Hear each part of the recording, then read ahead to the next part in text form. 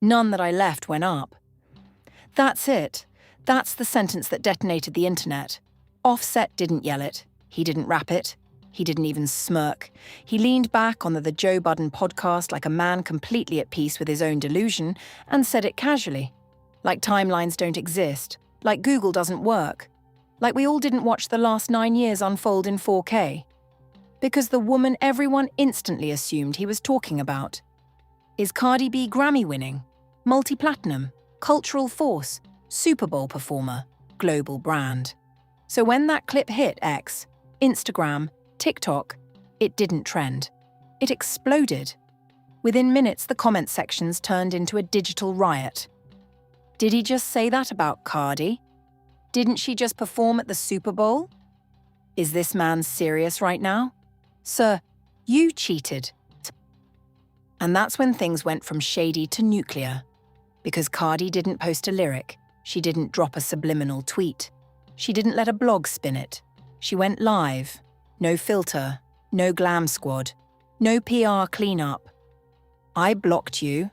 I don't care. You're lame. Lame, not dangerous, not toxic, not abusive. Lame. And that word? That word cuts deeper than any headline. Because this wasn't just about one slick sentence on a podcast. This was about cheating scandals that started months after their secret wedding. Public apology stunts at Rolling Loud, divorce filings, deleted accusations, pregnancy rumours, public humiliation while pregnant, second chances that turned into third chances, 9 years of chaos compressed into one live stream, and here's where it gets even messier. Because this didn't happen in a vacuum. Super Bowl weekend had just passed. Stefon was involved. Whispers were circulating. Unfollows happened. Bloggers were posting receipts. And suddenly Offset's timing didn't feel random. It felt strategic. Was it ego? Was it jealousy? Was it coincidence? Or did he think the internet would forget everything that happened before he said that line? Because if there's one thing about Cardi B, she doesn't let history get rewritten. And what she said next made it very clear this war isn't just about the past. It's about who's really up now. The room wasn't tense. There was no argument, no raised voices, just Offset sitting comfortably on the Joe Budden podcast, talking like a man who thought the chapter was closed. And then he said it. I ain't never met nothing that I left went up. Not whispered, not emotional, confident. Like he believed it. And the way he said it, that's what made it worse. It wasn't framed as heartbreak. It wasn't framed as regret. It wasn't even framed as reflection. It sounded like a victory lap. And that's when the internet froze for half a second. Because context matters. Offset and Cardi B didn't have a quiet breakup. They had one of the most publicly chaotic marriages in hip-hop history. Secret wedding in 2017, cheating rumors within months, public apologies, grand gestures, Rolling Loud flowers spelling "Take Me Back," divorce filings, deleted accusations, reconciliations. This wasn't a clean exit. This was a saga. So when he delivered that line like a man whose past can't be fact-checked, people started pulling up timelines immediately. Because let's slow this down. During their relationship, Cardi went from breakout star to Grammy winner, from viral personality to global brand, from reality TV alum to Super Bowl performer. Her career didn't stall. It skyrocketed. So if none that he left went up, who exactly was he talking about? The clip spread in under an hour. Reaction pages stitched it. Hip-hop blogs reposted it. Commentary channels added dramatic captions. Offset takes shot at Cardi. Offset says exes don't level up. Offset throws shade after Super Bowl drama. And here's where it gets dangerous, because tone is everything. He didn't clarify, he didn't name names, but he didn't correct the assumption either. And in internet culture, silence after a viral clip reads like confirmation. Within hours, fans were split into camps. Team Offset saying he meant career growth. Team Cardi saying he was delusional. Neutral observers just shaking their heads at the audacity. But while the internet debated semantics, Cardi was watching. And if you know anything about her, you know she does not let narratives breathe unchecked, especially not ones that erase her grind. Because this wasn't just shade. To her, it sounded like disrespect layered on top of history. And when Cardi feels disrespected, she doesn't subtweet, she detonates. The clip was barely an hour old when Cardi hit the button. No warning, no glam, no PR cleanup. Just Cardi B opening Instagram Live with that look, the one fans recognize instantly. Not sad, not crying, fed up. I blocked you, I don't care. You're lame. The word landed like a slap. Because Cardi doesn't use therapy buzzwords when she's mad. She doesn't dress things up in poetic metaphors, she speaks direct. And this wasn't playful shade. This was built-up frustration cracking open in real time. She admitted she blocks him sometimes, not because she's indifferent, but because she doesn't want to see what he's doing when he goes back to Atlanta. That detail hit people hard. Because that's not indifference. That's someone protecting their peace from patterns they already recognize. And then she said something that shifted the tone from viral entertainment to something heavier. I regret you. I'm too good for you. I always been too good for you. Now pause there. That wasn't ego talking. That sounded like exhaustion. Because their timeline isn't clean. 2017, secret wedding. Months later, cheating allegations circulating publicly. Or 2018, the Rolling Loud, Take Me Back apology stunt. 2020, divorce filing. 2023, public accusations then deletions. Reconciliations. More rumors, more headlines. Over and over. And through most of it, Cardi defended him. Publicly. Repeatedly. So when she heard None That I Left Went Up, she didn't hear confidence. She heard someone erasing everything she endured while standing next to him. And here's what made the live even more intense. She didn't deny his talent.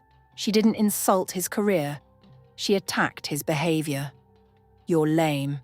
In Cardi language, that word strips the flex. It says, you're not dangerous, you're not powerful, you're embarrassing. The comments during the live were flying. Talk your talk. He really said that? You carried him. This is karma. But here's where it gets even more layered. Because this wasn't happening in isolation. Super Bowl weekend had just ended. And that weekend was already chaotic. There were whispers about Stefon Diggs. There were unfollows. There were blog posts. There were timing coincidences people couldn't ignore. And suddenly Offset's podcast comment didn't feel random. It felt like it landed at a very specific moment. Cardi didn't say that directly, but the internet connected the dots instantly. Was it jealousy? Was it ego? Was it coincidence?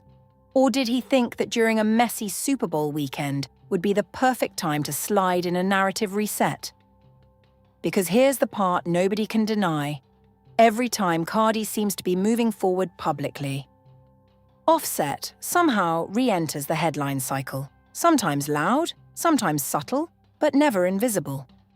And if you thought the Instagram Live was the climax, it wasn't, because the Super Bowl situation made everything 10 times louder. If this was just a podcast comment, it would have burned out in 48 hours. But it wasn't just a podcast comment.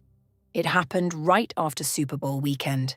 And that's where everything gets messy. Super Bowl Sunday is supposed to be a victory lap. Lights, cameras, celebrities, luxury suites, brand deals, legacy moments. And this year, it was supposed to be a reset for Cardi. She performed during the halftime segment. She showed up polished. She looked focused. She looked unbothered. And publicly, she had moved on. She had been linked to Stefon Diggs. They had been seen courtside at a Knicks game months earlier. Blogs were calling it a new chapter. Fans were saying she looked calmer. But Super Bowl weekend doesn't just magnify football. It magnifies optics. And the optics started looking weird. First, her team lost the game. Second, she left the venue early. That alone triggered speculation. But then social media did what it does best. It zoomed in. People noticed someone sitting in the friends and family section connected to Diggs who allegedly had past ties to Offset's drama era. Now pause. There is no confirmed wrongdoing, no verified relationship overlap, no official statements. But perception online? Perception doesn't wait for paperwork. Within hours, blogs were running headlines. Cardi leaves early. Digs drama. Offset watching. And this is where the timing gets uncomfortable, because not long after that weekend chaos, Offset's podcast clip resurfaces and spreads everywhere. So people start asking, was that comment random? Or was it dropped right when Cardi's weekend wasn't perfectly smooth? Was it coincidence? Or was it ego seizing a moment? Now let's be clear, there's no confirmed coordination, no proof of strategy, no evidence of planning. But in celebrity culture, timing creates narrative, and the narrative wrote itself. Cardi moves on publicly. Super Bowl gets messy. Offset pops out with, "None that I left went up." The internet did not miss that alignment, and while Cardi was processing publicly on Live, Offset stayed quiet. No immediate response, no clarification, no, "You're twisting my words." Just silence. And sometimes silence reads louder than denial. Because if he meant someone else, he had the chance to say it. If he didn't mean Cardi, he could have corrected it, but he didn't. So the assumption hardened. And once an assumption hardens online, it becomes reality to millions of people. Now the conversation wasn't, did he throw shade? It became, why now? And when you stack that on top of a 9-year history of chaos, it doesn't feel accidental. But this still wasn't the deepest layer, because what this really exposed wasn't just drama. It exposed ego. And that's where this turns from gossip into psychology. Strip away the blogs. Strip away the memes. Strip away the Super Bowl optics. What you're left with? Ego. Because when Offset said, "None that I left went up," that wasn't just shade. That was positioning. It was a man publicly asserting dominance in a story he no longer controls. And that's the part that stings. For years, the Cardi and Offset relationship wasn't just a marriage. It was content. Public apologies, grand gestures, deleted accusations, reconciliations. They didn't just argue in private. They argued in front of millions. But here's what changed. After the final divorce filing, the power dynamic shifted. Cardi stopped defending. She stopped explaining. She stopped doing the "we're working on it" interviews. She started moving independently. And when one person moves on loudly, the other person feels the silence. Offset's podcast comment didn't sound hurt. It sounded competitive, like he needed to remind the room that he was still the prize. But here's the uncomfortable truth. Cardi's career trajectory didn't dip after their separation. If anything, it stabilized. She remained culturally relevant. She performed on major stages. Her brand didn't collapse. Also, when he implied that women he leaves don't go up, the internet read it as delusion, not dominance. And that's where ego turns into insecurity in public perception. Now let's flip it. Cardi going live wasn't just anger. It was reclaiming narrative control. Because when she said, "I regret you, I'm too good for you," she wasn't flexing status. She was reframing the past. For years, people painted her as the woman who kept forgiving, the woman who kept taking him back, the woman who endured humiliation. Now she was saying, that wasn't loyalty, that was overextension. And calling him lame, that's a psychological move. It minimizes, it shrinks the myth. It takes someone from powerful villain to embarrassing ex. But here's the part most people won't say out loud. Neither of them is fully indifferent. Indifference doesn't go viral. Indifference doesn't inspire podcast bars. Indifference doesn't spark lives. This wasn't closure energy. This was unfinished business energy. Because if he truly didn't care, he wouldn't need to imply she didn't go up. And if she truly didn't care, she wouldn't need to go leave. This isn't about love anymore. It's about image. It's about who won the breakup. It's about who looks better after the dust settles. And that's why Super Bowl weekend mattered so much, because that was supposed to look like a full reset. And when reset optics wobble even slightly, the old narrative tries to creep back in. Offset didn't need to name her. The internet did it for him. And once fans pick a side, it stops being a relationship, it becomes a scoreboard. But here's the twist nobody is talking about. And this whole situation might not even be about each other anymore. It might be about legacy. Here's what most people are missing. This isn't just about Cardi. This isn't just about Offset. This isn't even just about cheating allegations or Super Bowl optics. This is about legacy. Because once you reach a certain level of fame, relationships stop being private stories. They become chapters in your public identity. For years, Cardi and Offset weren't just married. They were a brand. A chaotic, passionate, dramatic headline-printing brand. The flowers at Rolling Loud, the deleted cheating accusations, the reconciliation interviews, the red carpet unity. Their love story was messy, but it was marketable. Now imagine that brand dissolving. Imagine realizing the fairy tale arc didn't land. Imagine watching the public rewrite your story without you. That's where legacy panic starts. Offset built part of his narrative around being the husband who fought for his marriage. He publicly apologized. He did grand gestures. He leaned into redemption arcs. But redemption only works if the relationship survives. Once it ends for good, the narrative flips. Suddenly the storyline becomes serial cheater who lost Cardi. That's not a flattering chapter. So when he says, "None that I left went up," it reads less like shade and more like image preservation. Because if she went up, then losing her looks bigger. If she didn't level up, then he didn't lose much. See the psychological math? Now flip to Cardi. For years, critics questioned her decision-making in that marriage. People said she tolerated too much. People said she kept forgiving too easily. People said she risked her brand defending him. So when she says, "I'm too good for you," that's not ego. That's narrative correction. It's her saying, "I wasn't clinging. I wasn't dependent. I wasn't stuck. I was choosing. And now I'm choosing differently." And that matters for her legacy. Because Cardi's brand is strength. Outspoken. Unfiltered. Unapologetic. She cannot be perceived as the woman who lost in her own story. So this becomes a silent war over perception. Who upgraded? Who downgraded? Who glowed up? Who spiraled? And the internet turns it into a battle chart. But here's the uncomfortable truth. Breakups don't have winners. They have survivors. And sometimes the loudest flexes are actually coping mechanisms. Offset flexes dominance. Cardi flexes independence. Fans pick sides. Our blogs monetize it, but what's actually happening? Two people trying to exit a decade-long emotional entanglement without looking weak. And here's where it gets deeper. The divorce isn't fully finalized. They share children. Co-parenting keeps lines open whether they like it or not, which means this story doesn't end with one live, or one podcast comment, or one Super Bowl weekend. It lingers. And when stories linger in celebrity culture, they resurface, unexpectedly, at inconvenient times, sometimes years later, because unfinished narratives have a way of circling back.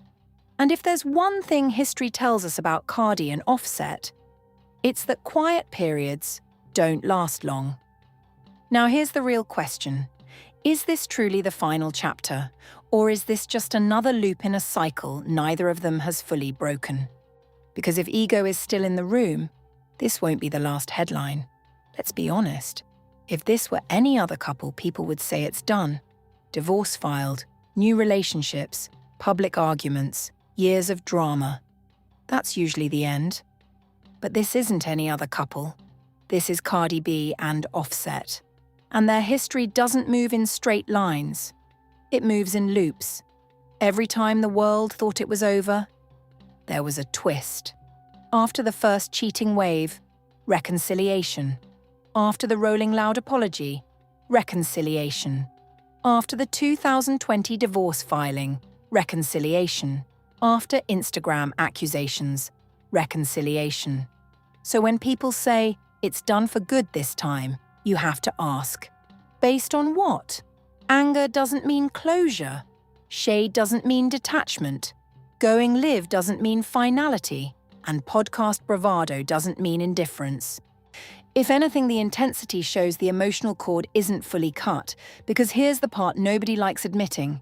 You don't fight that hard over someone you feel nothing for. You don't react that loudly to someone irrelevant. You don't reframe 9 years of history unless it still sits somewhere heavy. Now, does that mean reconciliation is coming? Not necessarily. It could mean something else. It could mean they're transitioning from romantic chaos to permanent tension. Which is sometimes worse, because co-parenting without emotional resolution keeps the door cracked. And cracked doors invite future headlines. Now add in the public element. They don't just share kids, they share audience overlap, they share cultural space, they share industry rooms. You can't completely disappear from someone when your worlds constantly collide. So what happens next? Option 1, silence. Both move on fully. No more subliminals, no more lives, no more podcast bars. Option 2, another round. Another live. Another clip. Another accusation. Another moment that drags the story back to center stage. And here's the uncomfortable cliffhanger. What if neither of them actually wants to win the breakup? What if what they really want is not to look like they lost? Because when ego stays involved, peace gets delayed. And until ego leaves the room, this story isn't finished. It's paused. And with these two, pauses never last long. The next headline is always one screenshot away. The next twist is always one interview away. The next viral moment is always one live notification away. So the real question isn't, are they done? The real question is, who breaks the cycle first? Because if nobody does, this saga doesn't end, it evolves. And you already know, when it evolves, it goes viral.